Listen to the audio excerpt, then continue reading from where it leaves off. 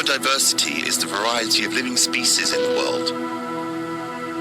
Flora and fauna. Without it, we have no agriculture, forestry, or life as we know it on Earth.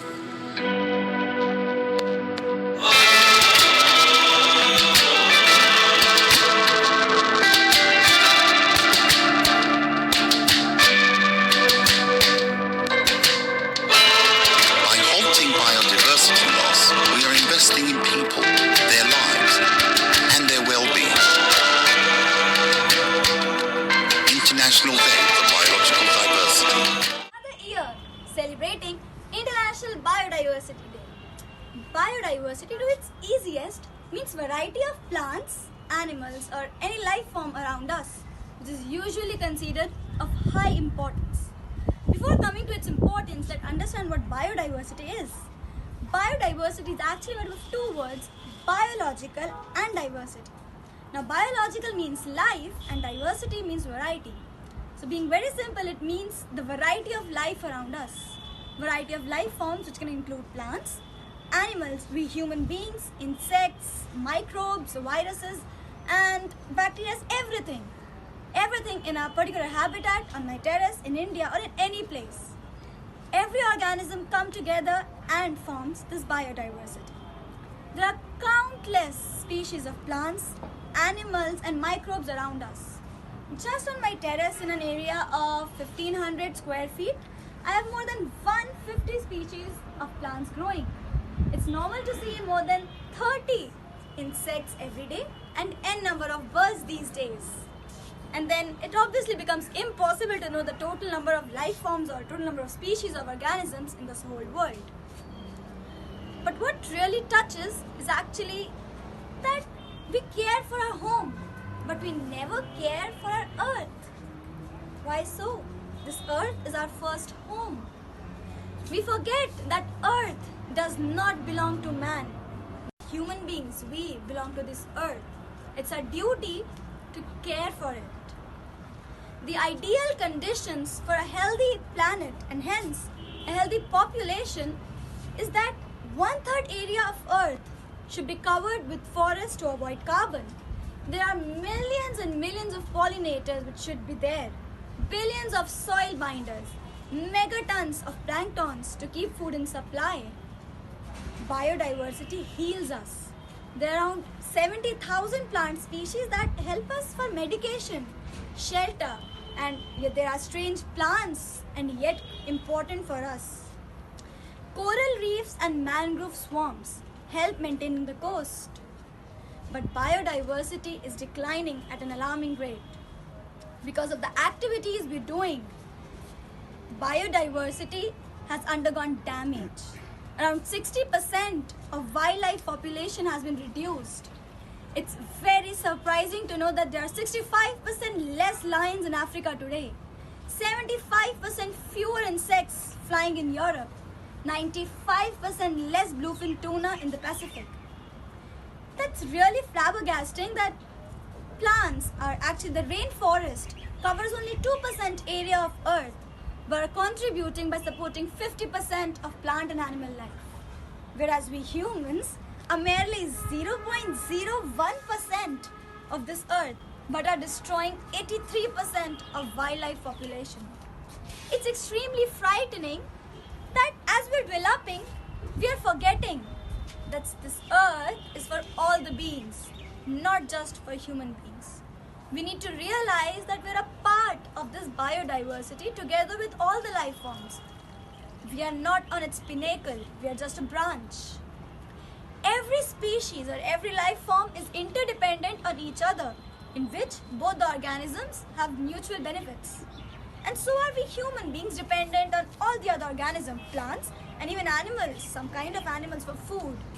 But what we give them in return is just brutal and callous death for our gains and profit. This is not mutual correspondence or mutual benefit, which is the first rule of surviving together, the first rule of coexistence. Every link in this ecosystem provides stability to the other. thereby strengthening the biodiversity weave. But as it comes to us, we are only blamed for vandalizing the nature. It's really something to testify that we have been spending crores and years on cleaning rivers, decreasing pollution levels and whatnot, just for living a healthy life. But we can clearly see that the nature can actually replenish itself better without human beings. This lockdown provides us an appropriate example for this. The nature has replenished itself completely. The animals, the birds, the insects around have actually regained their life in our absence, to be very, very precise. In our absence, they're all happy without even spending a single penny, and not more than in a month or two. This is obvious, and this obviously shows that we need nature, but nature doesn't need us. It's even happier and healthier without us. We just need to know our status. From where are we getting the guts to dig our own graves? We are in search of solutions of overcoming global warming, or how to stop climate change, natural disasters, but to its root, it is the ecosystem we're destroying. That's all because the ecosystem is getting disturbed day by day. And the reason is simple, our activities. We are less sustainable. Our approach toward life should be changed. All of us are searching solution for these problems, but the solution lies in the nature itself. After all, because of what's happening is, it's us. And what's being damaged is the ecosystem. The solution lies only when the nature replenishes itself. The biodiversity loss of Earth species is estimated to be between 1,000 to 10,000% higher than the natural extinction rate. The effect of human activities have actually magnified in these recent years, multiplied by population growth and global climatic change. This has greatly reduced biodiversity. Having greater power these days, or having greater powers, humans have just decided when, why and how an animal or plant will die, even if they don't want to. We search for healthy meals, while we prefer eating non-vegetarian food. That's ironic. On an average, a non-vegetarian person has more carbon footprints than a vegetarian or a vegan. Hence, we are contributing towards global climatic change. That's not something surprising. Killing an animal who doesn't want to die? How do we morally justify this? We cannot eat dead food and feel alive. Scientifically also, following the rule of tropic levels and 10% law, we get more energy if we eat plant-based diets only instead of non-vegetarian items. We actually pay for harming and killing these animals. Undoubtedly, we are fascinated by glowing, flashy, glossy pictures of flesh and meat. But why don't these companies show the real candid image behind what's happening? How is an animal killed? Well, that's really horrifying. Have you ever thought from where are you getting this flesh? Where are we getting these animals from? We are killing for our taste and profit, to be very precise. We kill an animal, convert it into a patty and just press it in between buns and call it a happy meal. How is it happy? Like fur is for animals, not for rich people's desires. The two most important things in our ecosystem, that is the water bodies and the air, have become global garbage cans. It's very hurting that we are not understanding the importance of a single tree. It's very interesting that a single tree can absorb 22 kgs of carbon dioxide per year. And what it asks in return is just to let them live. That is the mutual benefit they are asking. They do so much for us, 24 hours taking in carbon dioxide and giving out oxygen. And what they want us to do is just to let them live. We should not destroy them. We should not exploit them for our gains. After all, they are working for us. And we should all work together for this earth. Why do we need to buy the best of everything for our children? well, you would say to give them a better future, but just think upon, are we even giving them a future? What does that matter when we can't even assure them a secure and safe future?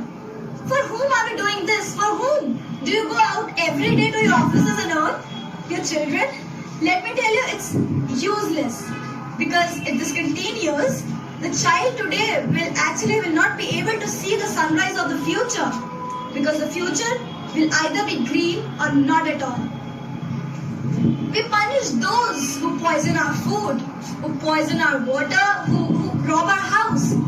But why can't we actually punish those who are polluting our earth? Why do we stand quiet in front of the companies that poison our planet, who are ripping off our children from their future for their own profits? We have been destroying a number of keystone species, which includes honeybees and coral reefs. Now, keystone species are those species which play a role disproportionate to their size, like bees being very small, but their role in the ecosystem is very integral. They are like pollinators which help in maintaining the growth of plants and everything. And actually reefs, they are marine, they live underwater, and they play an integral role in part of marine ecosystem. It's a place of microhabitants and breeding grounds for millions of fishes. But the criminal just killing these reefs, which is killing this keystone species, is plastic. Every year, plastic kills around 1 lakh marine creatures. Just this small plastic cannot decompose into smaller pieces, and hence it remains in that ecosystem forever. It's estimated that by 2050, around 99% seabirds will have plastic in their stomachs. Seabirds they'll have no option except feeding their children with plastic. Because by 2048, all the fishes will disappear because of this plastic. The birds will be killing their own children. But do you know, if this continues, there can be a time when human will have to feed plastic to their children. But you know what? We'll not do this because we can actually differentiate between plastic and eatable items. But a bird cannot do this. The bird doesn't know the difference between plastic, which is in the water, and fish, which was in the water. We use things and we throw it away. But where is that away? There's no away, we can say. But okay, we throw it away for the birds. The birds feed their children, the birds kill their children, and we protect ours. We still think that economy is much more important than our earth, our life forms, our animals, our plants. We still think that development is more important and exploiting nature is then obviously a good thing because we're developing. Then please try holding your breath and counting your money. We've actually destroyed the things to an extent where we're bound to organize special days like this to make people realize the existence and importance of things. We should know this already. Because as one species disappears, the others are at a risk of disappearing too. And after all, it's us destroying everything, which includes our nature, our ecosystem. And as if this destroys, we destroy ourselves. It's a question to us. If we destroy all the plants and animals, specifically plants, from where will we get the oxygen? Ever thought? If we kill animals, who will maintain the food chain?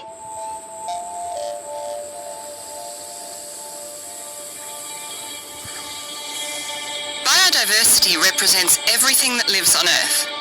It is the fruit of billions of years of evolution, shaped by natural processes and increasingly by the influence of humans. So far, about 1.75 million species have been identified, but scientists believe there could be 13 million species living on our planet. Biodiversity is life. It heals us, as more than 70,000 plant and tree species on Earth are used in medicine. It gives us shelter. Without wood, we couldn't build houses, furniture, or tools. Biodiversity feeds us and clothes us. The consumption patterns of people in rich countries are the principal cause of biodiversity loss. The rapid loss of the Earth's species is estimated to be between 1,000 and 10,000 times higher than the natural extinction rate. Today, our planet hosts 7 billion people. We need to preserve biodiversity so that it can meet the needs of 9 billion of us in 2050. The UN Convention on Biological Diversity aims to provide a framework to address the promotion and protection of biodiversity as a source of goods and services essential to life. The effect of human activities magnified in recent years by population growth and global climate change has greatly reduced biodiversity in ecosystems around the world. One way each of us can contribute to foster biodiversity is to choose a more sustainable lifestyle. Education can help us recognize that our individual actions, as harmless as they can appear, can have global ramifications. We need to learn that we are all part of a web of life. When one species disappears, others are at risk of disappearing as a result. We need to empower our children and youth today to help foster biodiversity tomorrow. But how? Let's take the example of a group of secondary students that goes to observe what remains of the forest in a protected area. After learning firsthand about the importance of forests, students discuss the reasons for deforestation and its effects on the livelihoods of communities, as well as on climate and other natural hazards. They then develop a list of simple actions to help restore the forest and better manage it through actions they can take at school and at home. To communicate these actions to other schools and within the community, they animate a community radio program to encourage replanting trees and other plants in their area. During community festivities, they organise